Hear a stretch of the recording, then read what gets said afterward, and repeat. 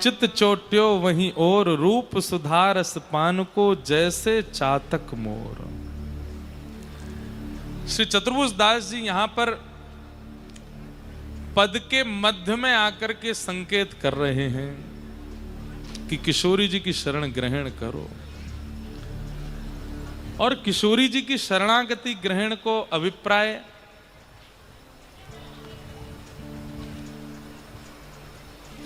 कृष्ण दर्शन लाल ले में ठाकुर जी के दर्शन के काजे।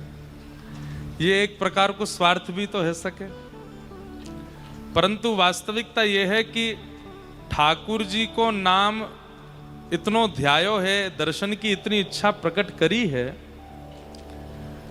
ठाकुर जी के दर्शन की इच्छा, ठाकुर जी की दर्शन की लालसा, किशोरी जी की प्राप्ति को भजन ही वही है। जब कोई कृष्ण विरह में विरहित होवे तभी श्यामा जी क्यों मिले? किशोरी जी की प्राप्ति को सूत्र ही कृष्ण विरह है। कोई सीधे सीधे किशोरी जी की शरणागति ग्रहण करना चाहे तो वहां में भी एक संशय संदेह है सके। वहां के लिए ठाकुर जी को विरह चित्त में आवश्यक है, और कृष्ण विरह ही श्री जी की प्राप्ति करावे, प्रिया जी की प्राप्ति करावे। कितनी इन पर कृपा श्री प्रिया जी ने करी, पर हर प्रिया जी की कृपा प्राप्त करने वाले वैष्णव की जब आप पूर्व में देखोगे तो कृष्ण विरह में बहुत रोयो होगो। दोनों एक दूसरे के पूरक हैं, दोनों एक दूसरे की प्राप्ति करा में। कृष्ण नाम पहले जिह्वा पे आवे तब किशोरी जी प्राप्त हो में, फिर किशोरी जी प्राप्त है कि दोनों युगल की प्राप्ति कराते हैं। आज परम कृपा है, श्री जटेरी धाम से श्री कुंज बिहारी हमारे मध्य में महंत श्री विपिन बिहारी दास जी महाराज का आगमन हुआ है। पूज्य महाराज जी के पावन चरणों में बारंबार प्रणाम। और महाराज जी की कृपा से और श्री कुंज बिहारी ठाकुर जी की परम कृपा से अगले वर्ष श्री जटेरी धाम में भी कथा को क्रम है। महाराज जी की सन्निधि में कछु दिना हरि चर्चा और हरिदास चर्चा वहाँ रहेगी। महाराज जी की सन्निधि में खूब आनंद होएगा। आप सब लोग वहाँ भी पधारियों। आज तक कितनी बार क्रम बने लेकिन जटेरी जा नहीं पाए। मानो ठाकुर जी कह रहे हैं रूखो सूखो मतावे, कथाएं लेके आइयो। पूरो चकाचक है कि आइयो, तो अब कथा लेके ही जटेरी जाएंगे। अब बीच में जानो ही नहीं है, सीधे कथा सुनावे ही जाएंगे। समय तो हतो ना हो, लेकिन महाराज जी की आज्ञा भाई। और हमारे एक भैया हैं, अभी तो यही है, कहाँ गए वो जे रहे इनने महाराज जी खूब कथान में आए के बोले देव देव। मन में इच्छा तो होती कि ठाकुर जी की सेवा करनी है, और फिर लगी कि जीवन भर कथा तो सब जगह होमेंगी, पर एक बार ठाकुर जी की सेवा वहाँ कर लें। महाराज जी आज पधारे हैं। निश्चित ही अगले वर्ष आप सब लोग भी वहाँ आमंत्रित होंगे जटेरी में। जाकू हम कह सकें, मैंने तो फोन में ही दर्शन किए, फोटोज में ही दर्शन किए। गुप्त वृंदावन तो बहुत है गए हैं, मूल वृंदावन के रूप में जटेरी धाम है। वहां ठाकुर जी ने गौचारण किया। जा गौचारण की बात चल रही है कल से, वही गौचारण को ठाकुर जी को स्थान है। वहां पूरे में ठाकुर जी ने रास भी किया है, ठाकुर जी ने गौचारण भी करी है। एक बात तो है, गौचारण लीला ही रास बिहार की भूमिका है। आप वेणु गीत सुनो, गोपीन को ठाकुर जी के दर्शन को सबसे बड़ा आस्वादन कब होवे? जब ठाकुर जी गौचारण करवे जामे।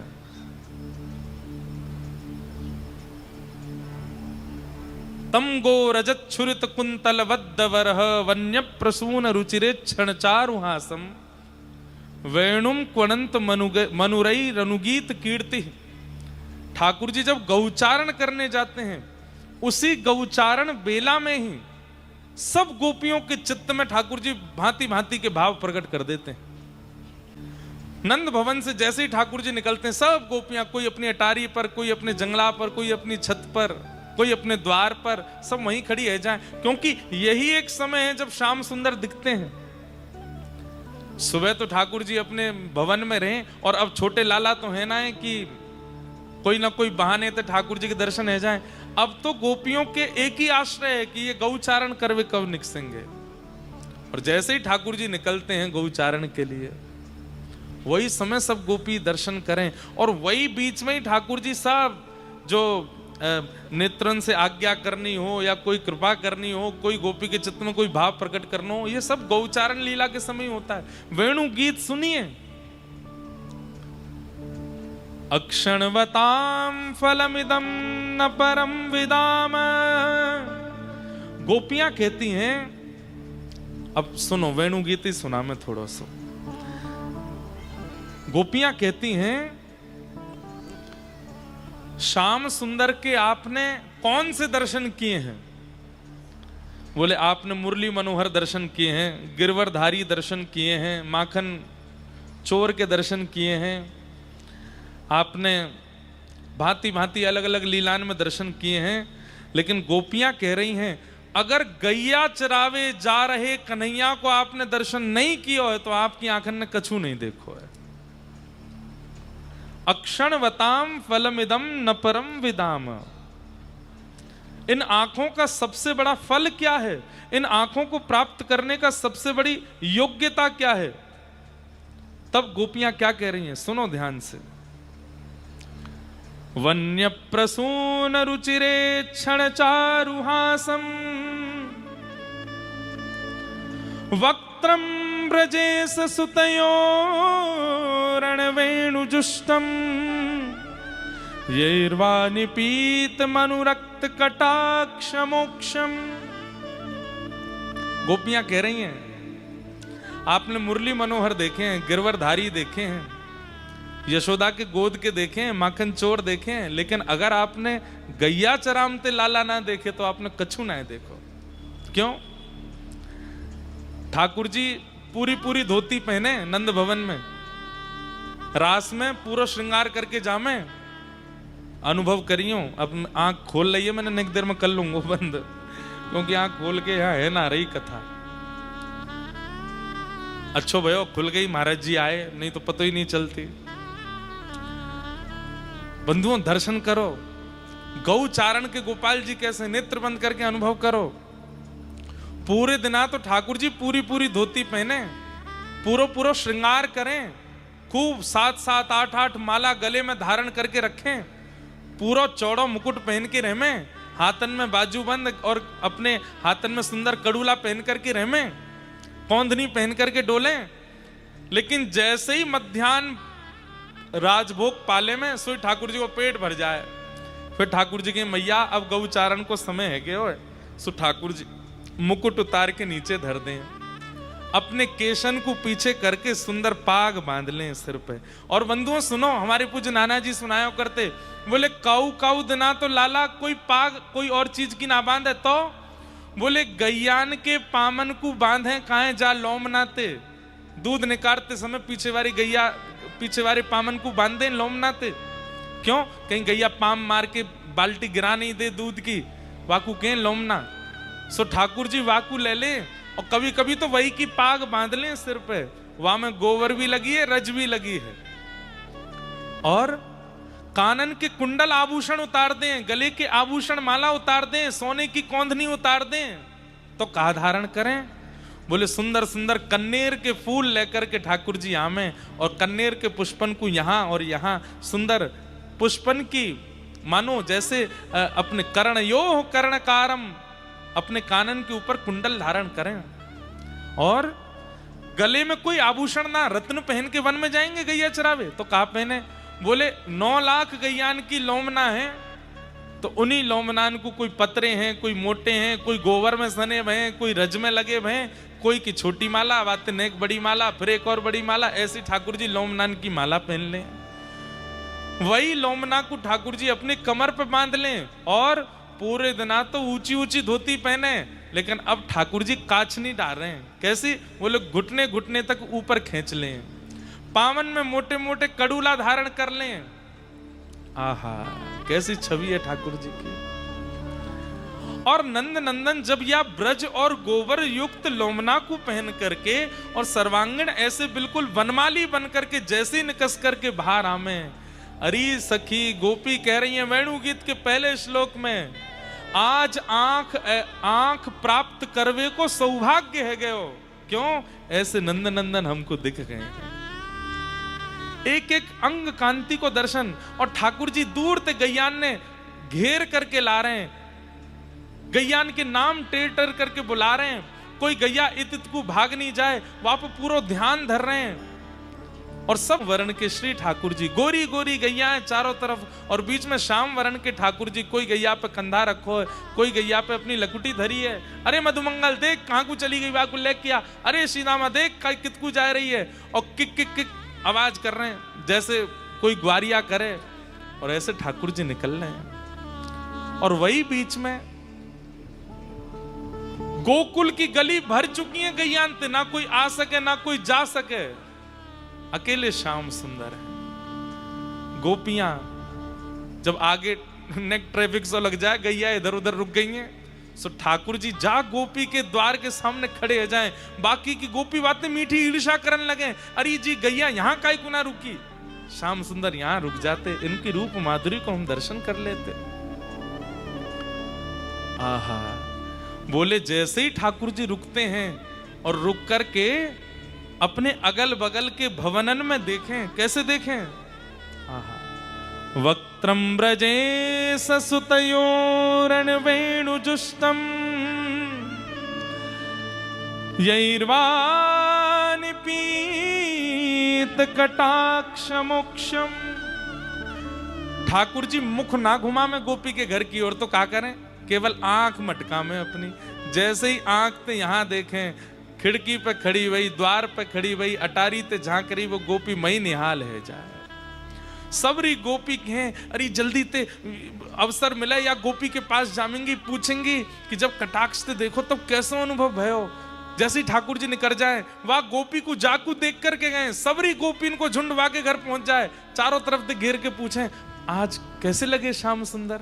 और वो गोपी नेत्र बंद करके पड़ी है, जैसे मानो कोई सांप सूंघ गयो हो, और सांप सूंघ ही गयो, कारिया सूंघ गयो है लोगों। अब स्थिति क्या है, गोपियां उसी से पूछ रही हैं कैसे लग रहे हैं श्याम सुंदर। तो वन में ठाकुर जी जो लीला कर रहे हैं वो सब उस गोपी को अनुभव हो रहा है। हर दिन बारी आती है एक एक गोपी की, आज या गोपी की आई है, कल दूसरी गोपी को देख लें, सबरी गोपी वहां पहुंच जाए, अगले दिन वो गोपी बतावे कि आज कौन सी रूप माधुरी को दर्शन है रो है। और ठाकुर जी एग्जैक्ट जो लीला वन में कर रहे हैं वो सब गोपी बखान करती जा रही है, वही तो वेणु गीत है। एक गोपी बता रही है आहा कैसे लग रहे हैं श्याम सुंदर वन में, तब वो गोपी कह रही है गोप्यः किमाचरदयं कुशलं स्म वेणु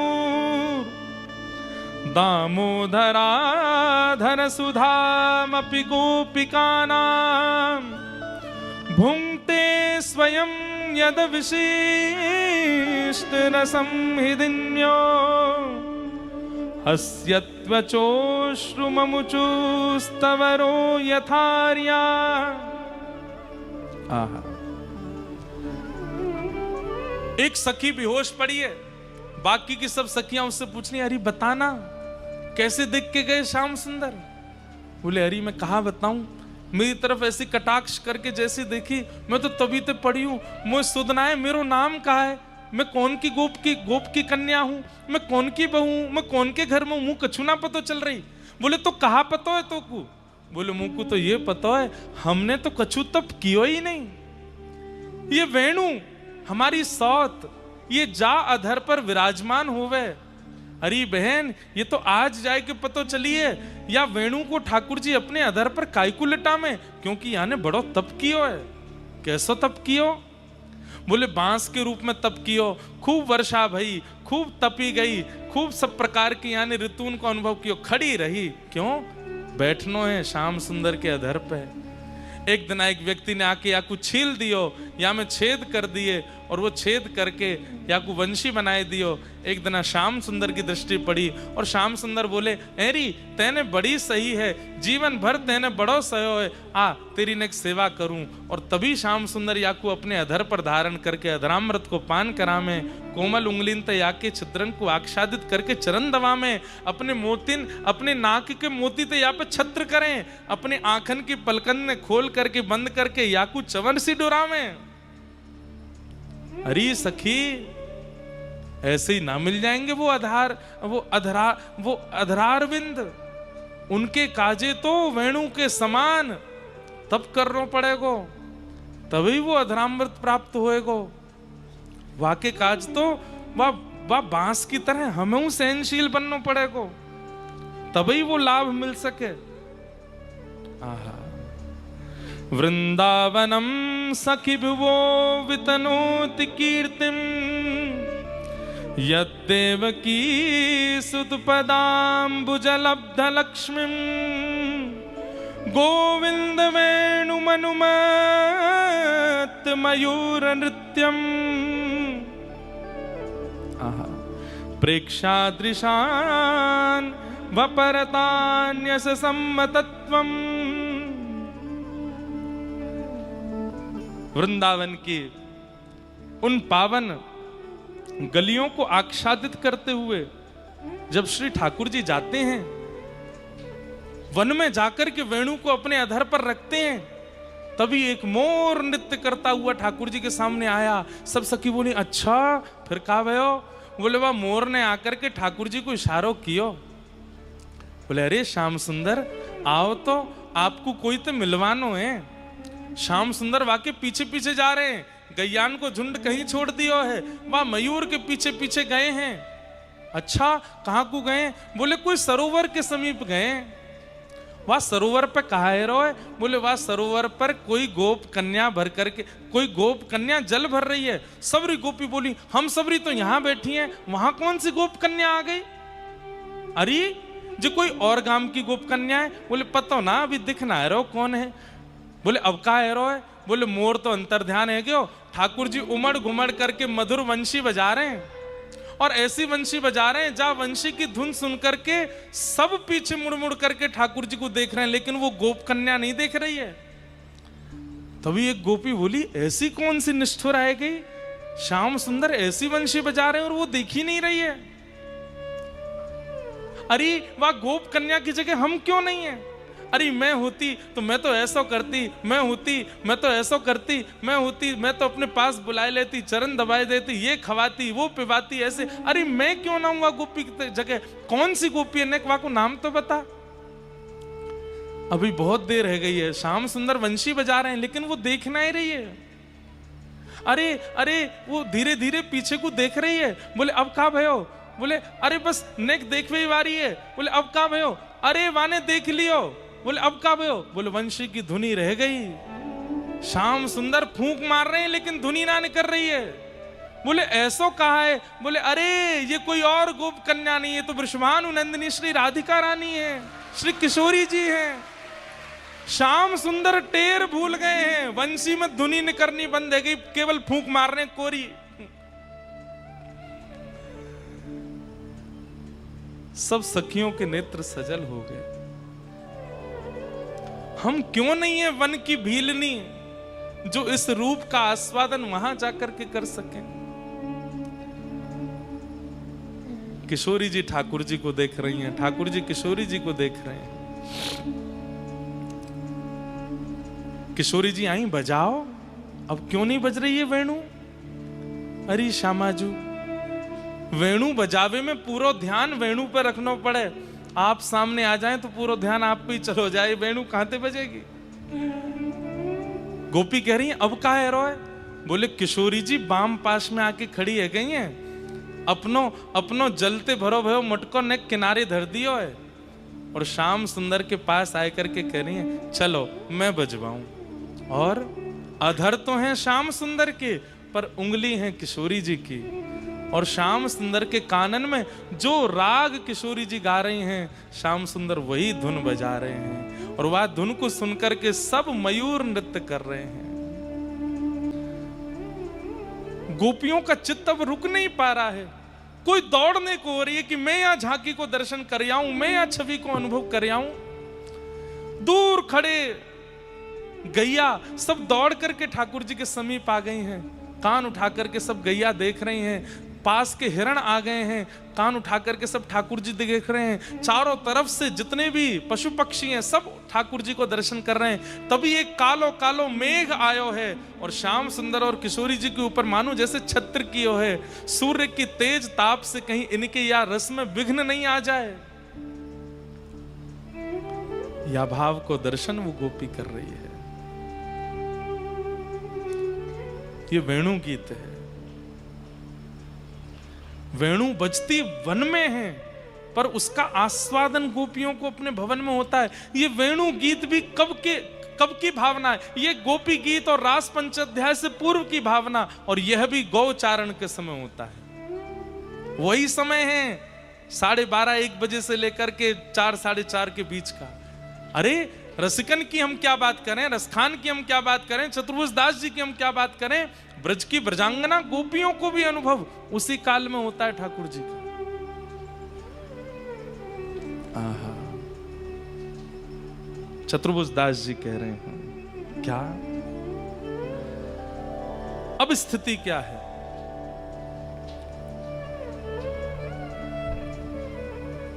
बोले जैसे ही किशोरी जी को नाम गायो है और किशोरी जी के नाम के सहित जब श्याम सुंदर सामने आए हैं, और पहले की छवि और अब की छवि में अंतर कहा है?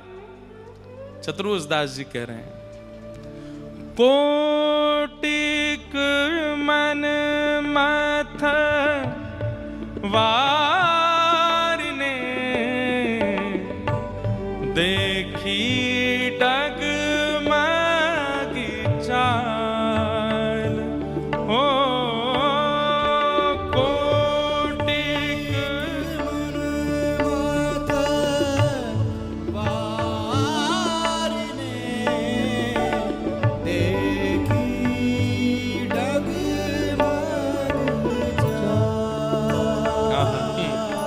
शब्दों पे ध्यान दीजिए। ललित गति नहीं है ठाकुर जी की। अब कौन सी गति है? बोले डगमगी चाल। डगमगी चाल किसको कहते हैं? चलते चलते नेक लड़खड़ा जाए, चलते चलते गिरवे कुए जाए, चलते चलते स्थिति संभाल नहीं पावे। बोले ये डगमगी चाल क्यों चल रहे हैं? बोले पूर्ण शशि मुख देख के, किशोरी जी की रूप माधुरी देखने के बाद जो बड़े इतरा के चले, इठला के चले, सबन को अपना बनाते हुए चले, अब उनकी क्या स्थिति है? कोटिक मन मथ वारिने देखी डगमग चाल हो।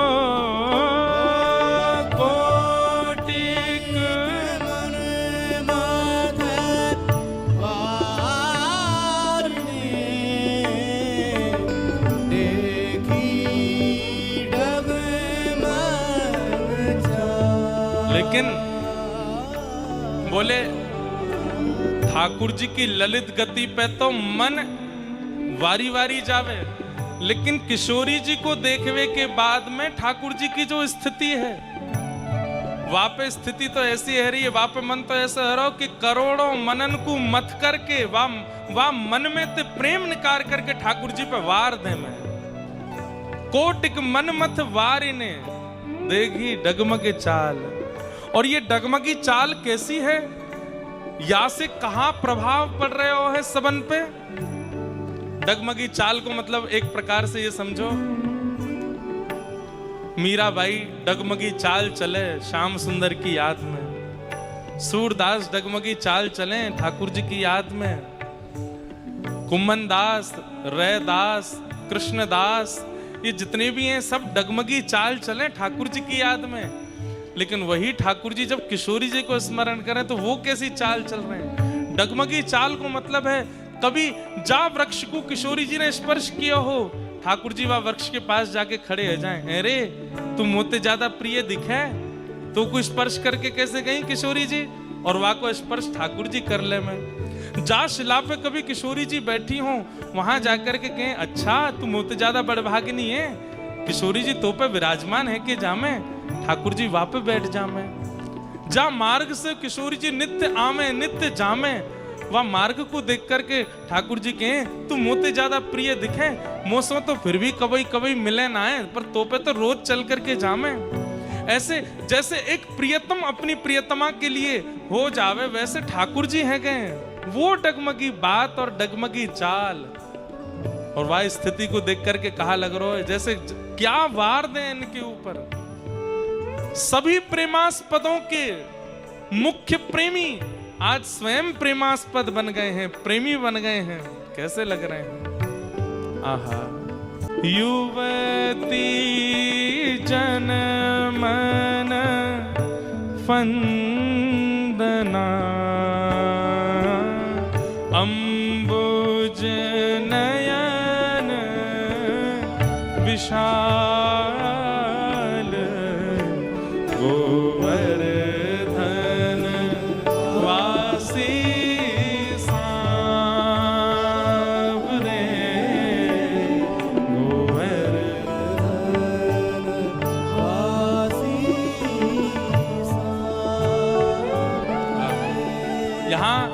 अंबुज यानी कि कमल जैसे विशाल नेत्र किसके हैं? किशोरी जी के। बोले सबको अपने पीछे बावड़ो करवे वारो, आज उन अंबुज नयनन पर बावले हो गए। किशोरी जी की रूप माधुरी और नेत्रन को देखकर के वो ऐसे व्याकुल है गए। ऐसे हमारे प्राणनाथ श्री गोवर्धन नाथ, श्री बाल कृष्ण, श्याम सुंदर अभी तक ये सबको अपने प्रेम में छका रहे थे। अरे बंधुओं, श्री कुम्मन दास जी की माने तो कुम्मन दास जी क्या कह रहे हैं? बोले इससे पहले मैं जितना भी वर्णन कर रहा था, ये इतने सुंदर क्यों लगते हैं, ये ऐसे नैन क्यों मटकाते हैं, ये ऐसी ललित गति क्यों चलते हैं, ये ऐसे बैठते क्यों हैं, ऐसे उठते क्यों हैं, ये सबका अनुकरण करते हुए क्यों चलते हैं। अब पता चली ये 24 घंटा किशोरी जी इनको देखते रहे तो उनको रिझावे के काजे सब लीला करते रहे। इनकी चाल, इनकी ढाल, इनकी बोली, हर स्थिति में इनको ये पता है कि किशोरी जी देख रही हैं और उनको मैं भा जाऊं, वाह भाव से ये इस प्रकार की लीला करें। पर देखने वाले को ये ना पता होवे कि ये किशोरी जी के काजे कर रहे हैं, वो इन पे ही वारी वारी जावे। कुम्मन दास जी कह रहे हैं, चतुर्भुज दास जी कह रहे हैं, अब जाके भेद खुलो है। ये तो कमल नेत्र वारी किशोरी जी के पीछे ऐसे है रहे। देखी डगमगी चाल, युवती जनमन फंदना, अंबुज नयन विशाल। उन अंबुज नयनों ने, उन कमल जैसे नेत्रों ने मानो जैसे इनको अपने बंधन में कर लिया है और ये चलते हुए जा रहे हैं, सबका मन हरण करते हुए जा रहे हैं। वास्तव में इनका मन हरण हो चुका है, तब ये ऐसी स्थिति में आ गए। एक बात और सिद्ध हुई, दूसरे को मन हरण वो ही कर सके जाको मन हरण, किशोरी जी के मन हरण नहीं, मन या तो किशोरी जी या ठाकुर जी के चरणन में होएगो, वो कछु नहीं करेगो। बाकी चाल ढाल, बोली, बैठनो, उठनो, हंसनो, सोनो, गामनो, सब कछु दूसरे इनको मन हरण कर लेगो। अरे हमारे वृंदावन के ऐसे ऐसे संत, वो लेटे हुए हैं वहीं पे सब लोग वारी वारी जा रहे हैं, वो चल रहे हैं वहीं पे सब लोग न्योछावर रह रहे हैं, वो उठ रहे हैं, वो बैठ रहे हैं, वो हंस रहे हैं, वो गा रहे हैं, वो पी रहे हैं, वो खा रहे हैं, वहीं पे सब अपनो सर्वस्व लुटा रहे हैं। क्यों? ऐसा तो कछु विशेष करना रहे, फिर आप इतने उन पे बावड़े क्यों है रहे हो?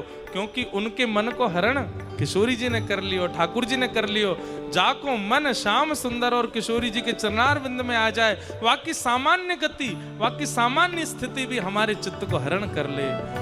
ठाकुर जी के पीछे हमारो मन बावड़ो काई को डोले, क्योंकि ठाकुर जी को चित्त को हरण किशोरी जी ने कियो। युवती जनमन फंदना, अंबुज नयन विशाल, गोवर्धन वासी सांवरे, गोवर्धन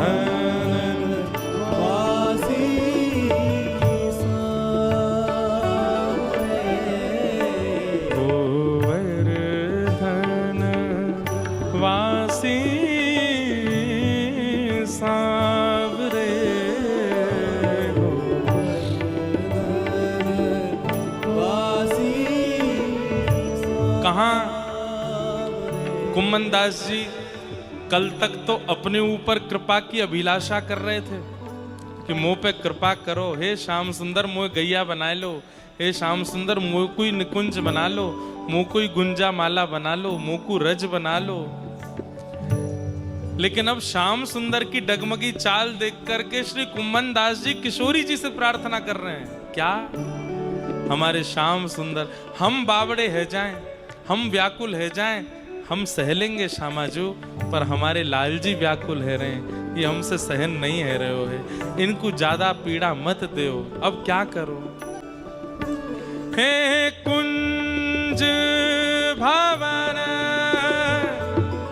क्रीड़ा करो,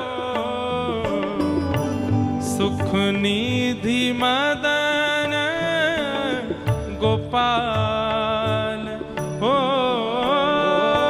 कुंज भवन क्रीड़ा करो, सुख निधि मदन गोपाल हो। हम वृंदावन मालती, तुम भोगी भ्रमर भुआल, गोवर्धन वासी सांवरे, गोवर्धन वासी हे गोवर्धन वासी सांवरे, गोवर्धन।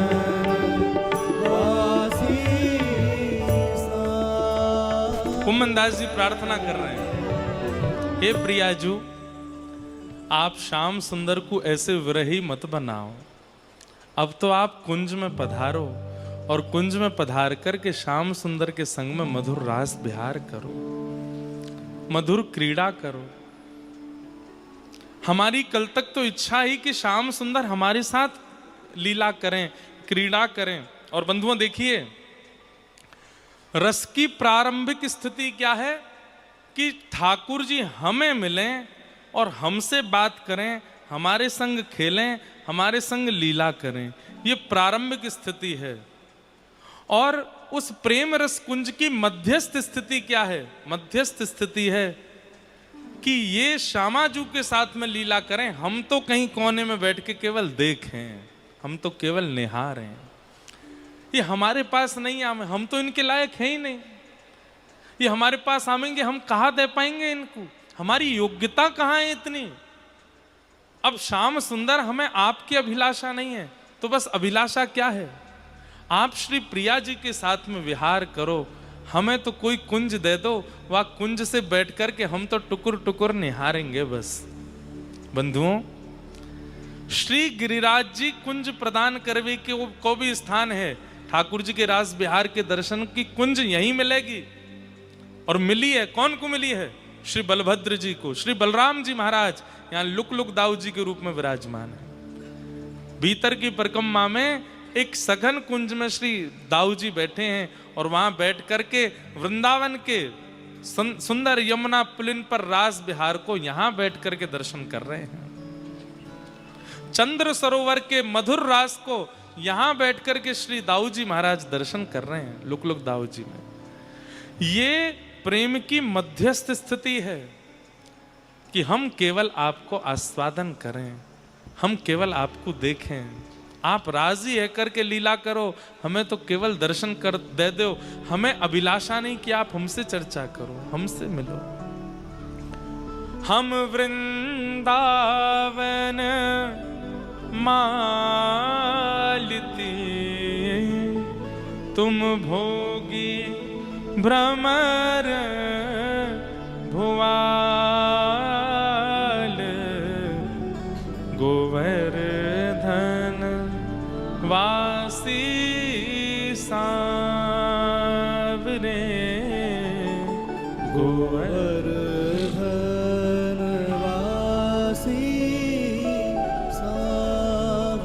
भौरे का एक नियम होता है कि वो एक पुष्प पर बैठ करके उसका रस लेता है और जैसे ही दूसरे पुष्प पर जाता है तो पूर्व के पुष्प का जो रस उसने लिया है उसका कुछ बिंदु दूसरे पुष्प पर छोड़ देता है। हे श्याम सुंदर, आप तो प्रिया जी के साथ में निकुंज में विलास करो और वाह रस को नेक आस्वादन करके हम वृंदावन मालिती, हम वृंदावन के जो छोटे छोटे पुष्प हैं हम पर आकर के वह रस बिंदु की नेक नेक बूंद छोड़ जाओ।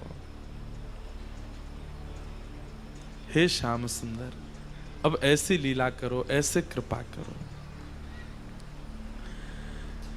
यह रट लागी लाढ़िले जैसे चातक मोर। क्या रट है?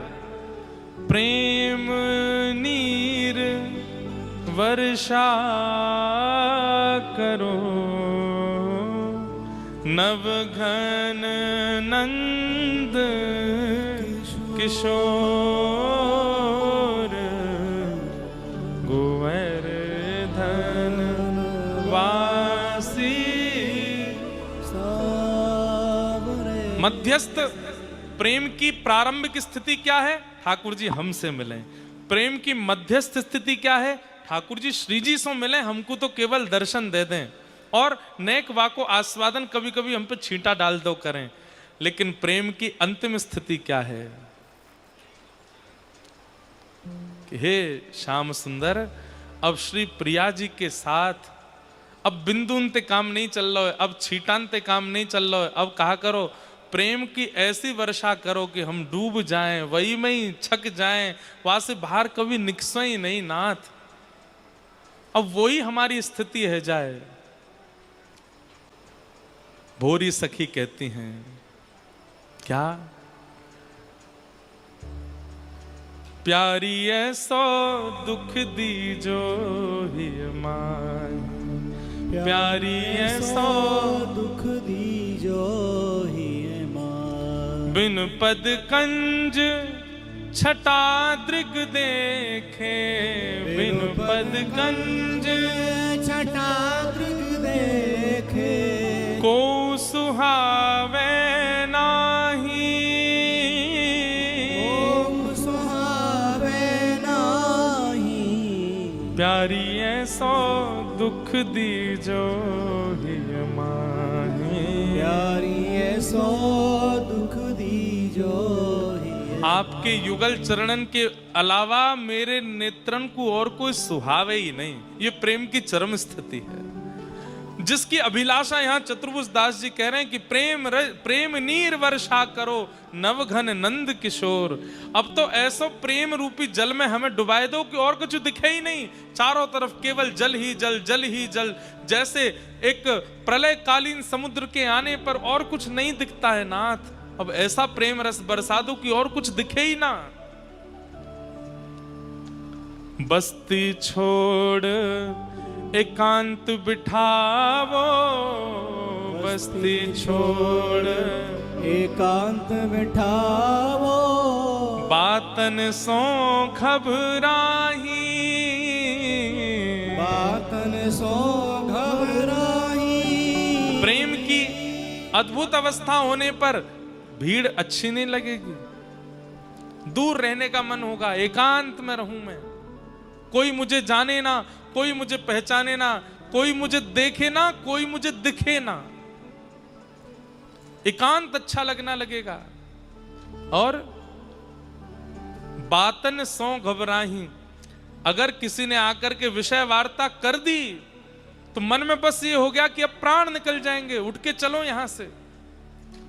भोरी ऐसे दुख बीन प्यारी, भोरी बिन प्यारी। जीवन व्यर्थ गवाही, जीवन व्यर्थ गवाही। ऐसो दुख दीजो ही माही, ऐसो दुख दीजो जो ही माई। ऐसो दुख हमें दे दो, आपके अलावा हमें और कोई भाई ना, और किसी को देखने की हमारी इच्छा ना हो, और कहीं जाने का हमारा मन ना हो। बस आप ही नेत्रों में बसे रहो, आपकी चर्चा, आपका भाव, आपका रस, आपका श्रृंगार, आपका नाम, बस यही चारों दिशाओं से गूंजता रहे, दिन रात लगा रहे, और कुछ नहीं चाहिए। इसे कहेंगे प्रेम नीर वर्षा करो, प्रेम घन वर्षाओ। और जब ठाकुर जी ने युगल होकर के चतुर्भुज दास जी के सन्मुख दर्शन दिए, श्रीनाथ जी के स्वरूप के बाम अंग से साक्षात किशोरी जी और दाहिने अंग से साक्षात श्याम सुंदर प्रकट होकर के जब रास करने लगे चतुर्भुज दास जी के सामने, चतुर्भुज दास जी कहते हैं क्या, अंतिम पंक्ति, युग युग अविचल राखिए यह सुख शैल निवास। हे युग युग अविचल राखिए ये सुख शैल निवास। हमारी गिरिराज जी में रहने वाले जितने लोग यहाँ बैठे हैं, पूनम दीदी भी हों, चित्र विचित्र महाराज जी तो संभवतः कहीं गए होंगे, पर जो भी गिरिराज जी में रह रहे हैं, बहुत ध्यान से सुनियो या पंक्ति को। चतुर्भुज दास जी सौगंध दे करके गए हैं दोनों युगल को, क्या कि युग युगों तक अभी चल रही है। बोले कहां, यह सुख शैल निवास, यही गिरिराज जी में रही है।